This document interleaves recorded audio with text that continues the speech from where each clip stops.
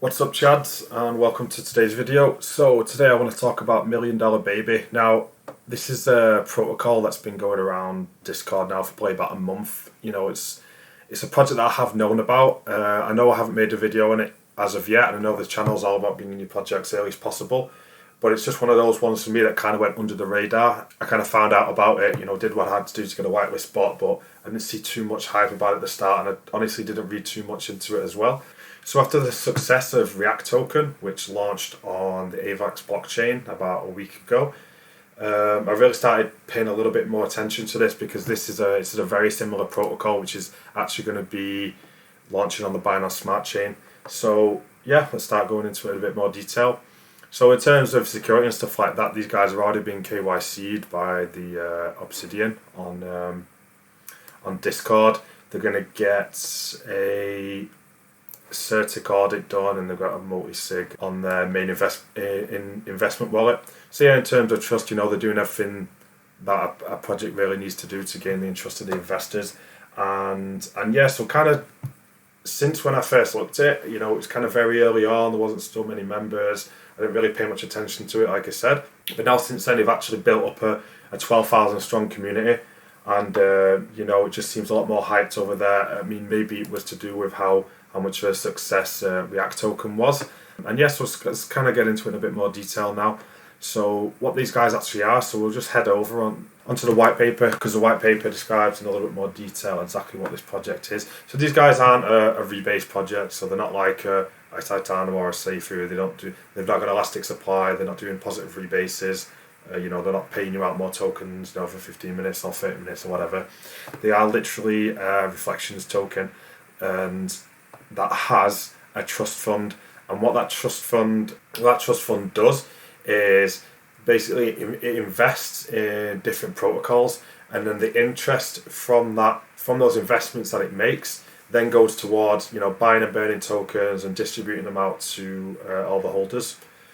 So yeah, it works in a very similar way to React Token. If any of you guys did invest in that last week, that token had a very successful launch. It did a 10x. I'd say the only downside was that it decided to launch just before the tax weekend in the US, and as we know, the whole market crashed over the weekend, and so did pretty much all of DeFi as well. I wasn't in so many protocols myself before the weekend, but I did hold 3 or 4 that I just decided, okay, I'll just hold it and see what happens over the weekend. And it was a bad decision because I was actually on vacation as well during that weekend, so I didn't really have time to check my investments or what happened. And I came back yesterday on Monday, and I've just seen that everything had crashed, and that was including React. So I'm sure though, if it didn't launch just before that weekend, it would still be close to a 10x right now. And yes, so they've got some stuff here that it's interesting. Like I said, they're going to do the KYC done with the Obsidian Council. We're yet to see a scam project that has been KYC'd by the Obsidian Council. It's always a positive sign when a project is willing to KYC to these guys. They've got a multi-sig on the main wallet. Like I said before, the audit has been applied pre-launch, but maybe that means that it won't be ready for launch. And they're going to be utilising Sphere's quantum liquidity as a service. Their trust fund and what they're doing with it, they're calling it capital synergy. And so we go into it a little bit more detail about how it's utilised. So it says that it's going to be utilised to get exponential growth and the inherent value of the MBD token. And yeah, so it says there, with the interest used to buy back and burn the token, generating constant and everlasting buy pressure. Let's move that over. So this talks about the trust fund here. So yeah, this is the reason for it. It creates constant buy pressure because the interest gains and goes towards buying and burning the token, which creates buys on the chart, right? And considering those tokens are being burnt, it's a constant deflation as well. Yeah, so it says here that the interest gained by the capital synergy protocol, a portion of the interest goes into the trust fund to increase its value. And taxation of buys and sells also increases the value of the trust fund.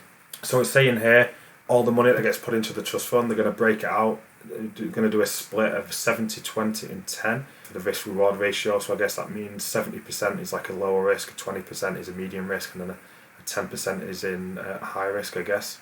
Moving on to the Phoenix. So this talks about the interest that is gained from the trust fund. They're going to call that the Phoenix. And like I was saying before, it's going to be used to buy back and burn the token. A small amount's going to go to fund the trust fund even more. And then, like I said, yeah, to share with its holders in forms of reflections like airdrops and other rewards and stuff like that.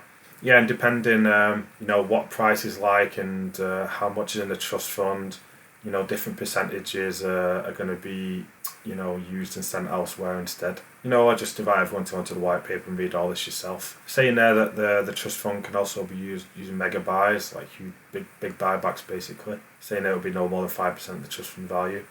And yeah, so all the Millionaires Club and the VIPs will have access to rewards, early access and more. So here's a little bit about the tokenomics. So it's going to be a 10% buy tax and a 15% sell tax. So, consider this isn't a rebase project. This is a lot lower tax than, we're kind of used to with the rebase projects, which is always good. And, 8% go into that trust fund that we're talking about from the buys and the 12% from the sells. So, that's going to build up, very fast, and they're going to have a large trust fund. I know already from their private sale that they did that they've already invested in Sphere Finance with some of the money that they gained from the private sale, and that's what they're going to continue to do. Some of the strongest rebase projects out there or other projects they're going to invest in, and that's what their trust fund is going to be basically.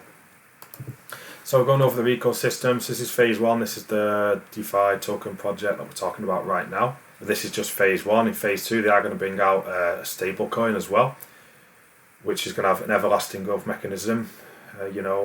Not too much information on that for now, but I'm guessing, as time goes on and start working on phase 2, we're going to learn a little bit more about that. And then phase 3, they're going to have some staking, so you're going to be able to stake your MDB with BNB in a liquidity pool, and you'll be able to gain some passive rewards and a little bit more interest from that as well.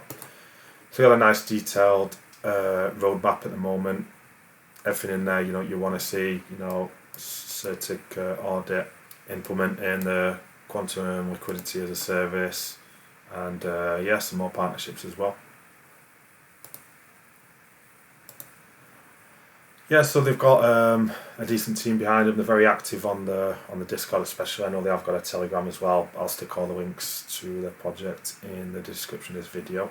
And yeah, it says here that the team is experienced and they've a lot of experience in past DeFi projects.